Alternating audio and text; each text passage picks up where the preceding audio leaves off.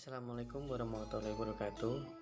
Di sini kami akan menerangkan tentang implementasi data mining menentukan persediaan stok obat di apotek segar kewarasan menggunakan metode K-means clustering.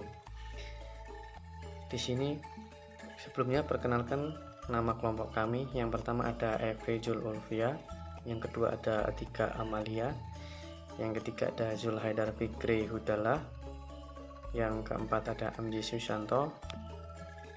Implementasi data mining menentukan persediaan stok obat di apotek segar kewarasan menggunakan metode K-means clustering. Perencanaan kebutuhan obat merupakan salah satu aspek penting dalam pengelolaan obat, karena perencanaan kebutuhan obat yang tepat akan membuat pengadaan menjadi efektif dan efisien, sehingga tersedia obat dengan jenis dan jumlah sesuai dengan kebutuhan pelayanan kesehatan dengan mutu yang terjamin serta dapat diperoleh pada saat yang diperlukan. Pengelolaan data untuk menghasilkan informasi yang dapat dijadikan sebagai perancangan dalam pengelolaan ketersediaan obat dapat dilakukan melalui proses clustering data dengan menerapkan metode K-means clustering. Pengertian K-means. K-means merupakan teknik clustering yang diperoleh dari sebuah database data yang diperoleh dari sebuah dataset dengan cara menghitung jarak dari setiap titik ke pusat cluster secara iteratif. Algoritma K-means memiliki beberapa aturan, yaitu 1. Total cluster yang dibutuhkan. 2. Jenis atribut adalah numerik. Tujuan K-means. Metode K-means clustering bertujuan untuk mengelompokkan data yang mempunyai karakteristik yang sama ke dalam satu clustering yang sama, dan data yang mempunyai karakteristik berbeda dikelompokkan ke dalam clustering lainnya. Yang selanjutnya akan disampaikan oleh teman saya. Assalamualaikum warahmatullahi wabarakatuh. Perkenalkan, nama saya Zulhaidar Fikri Hudala, NIM 2019530096. Di sini saya akan melanjutkan presentasi teman saya. Tahapan algoritma K-means. Mulai menentukan banyaknya customer K, tentukan cluster, hitung jarak ke sentroid, ada objek yang harus dipindah, kalau tidak oh ya, langsung selesai. Contoh data pemakaian obat. Data ke-1 amoxicillin SYR cap, satuan botol bulan 1 8, bulan 2 5, bulan 3 5, bulan 4 7, bulan 5 6. Nomor 2 ada paracetamol, satuannya tablet, bulan 1 5, bulan 2 4, bulan 3 9, bulan 4 4, bulan 5 5, dan seterusnya. Selanjutnya, yang pertama mulai menentukan jumlah cluster.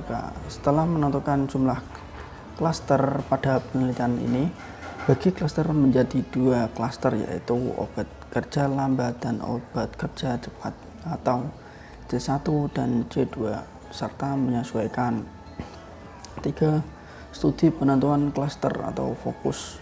Menurut Joanna Ardianti MN dan Yubi Kusumawati, penentuan fokus awal K-means adalah acak. Oleh karena itu, dalam penelitian ini, pusat awal secara acak mengumpulkan 2 data kelompok C1 dan C2 dan mengambil masing-masing atribut paracetamol 54945 dan panadol 73555. Menghitung jarak dari data ke pusat. Langkah selanjutnya adalah menghitung jarak data ke titik pusat menggunakan jarak Euclidean atau jarak terdekat untuk mendapatkan hasil data ke cluster C1 atau cluster C2. Iterasi pertama, jarak data ke pusat C1, data ke 1 85576, the Euclidean atau M1 F 8 min 5 2 plus kurang buka 5 min 4, 2 plus kurang buka 5 min 9, 2 plus 7 min 4, 2 plus kurang buka 6 min 5, 2 sama dengan 6. D. Ekludian M2F atau 8 min 7, 2 plus kurang buka 5 min 3, 2 plus kurang buka 5 min 5, 2 plus kurang buka 7 min 5, 2 plus kurang buka 6 kurang 5, 2 sama dengan 3.16. Sampai data selanjutnya. Apabila terdapat objek atau data yang berpindah, maka ulangi perulangan hingga iterasi sampai tidak ada lagi yang berpindah. Selesai. Setelah dihitung sebagai iterasi pertama dengan titik pusat di atas, maka dihasilkan titik pusat seperti berikut.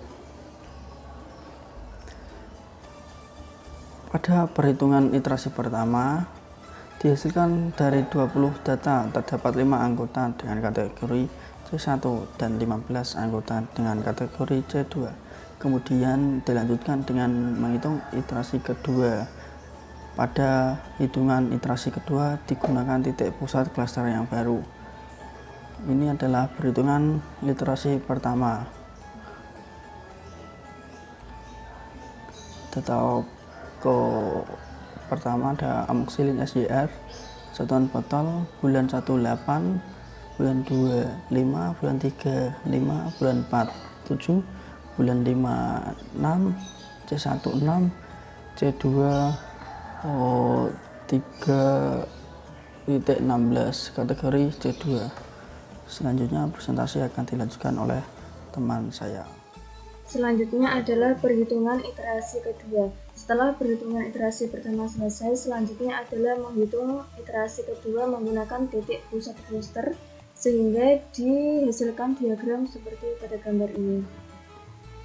Nah, selanjutnya adalah perhitungan iterasi ketiga. Perhitungan iterasi ketiga ini hasilnya sama dengan iterasi kedua, maka tidak perlu dilanjutkan ke iterasi keempat dan berhenti di iterasi ketiga. Kelompok tersebut kemudian dinyatakan convergent atau sudah dianggap optimal. Pengumpulan data obat menggunakan algoritma Cummins menghasilkan hasil komposit setelah iterasi ketiga. Artinya, kelompok 1 memiliki 6 anggota yang mengonsumsi obat lambat dan kelompok 2 mengonsumsi obat cepat ada 14 anggota. Ini ada halaman aplikasi dari sistem persediaan obat metode Cummins clustering. Tampilan login ini berisi dari username dan password, di mana user nanti dapat mengisi username dan password untuk login. Selanjutnya adalah halaman dashboard. Halaman dashboard ini terdiri dari data master dan proses klasifikasi. User dapat navigasi ke menu-menu lainnya seperti pada tampilan ini. Selanjutnya akan dijelaskan oleh teman saya. Di sini saya akan menerangkan pada halaman data obat.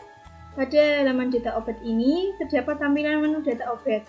Pada halaman ini digunakan untuk mengelola data obat, mulai dari menambah data, mengubah data, dan menghapus data obat. Selanjutnya yaitu halaman proses klarifikasi. Pada halaman proses klarifikasi ini berisikan data obat dan penentuan pusat cluster pertama yang diambil secara random sebanyak 2 record. 2 record ini yang nantinya digunakan sebagai kaitan dari hitungan metode Cummins clustering. Langsung selanjutnya pada halaman hasil perhitungan iterasi. Pada halaman ini terdapat tampilan halaman hasil perhitungan iterasi data obat sesuai dengan metode hasil perhitungan sampai 3 iterasi.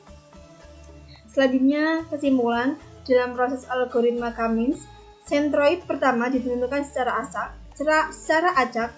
Oleh karena itu, setiap data memiliki peluang yang sama untuk terpilih sebagai sentroid pertama.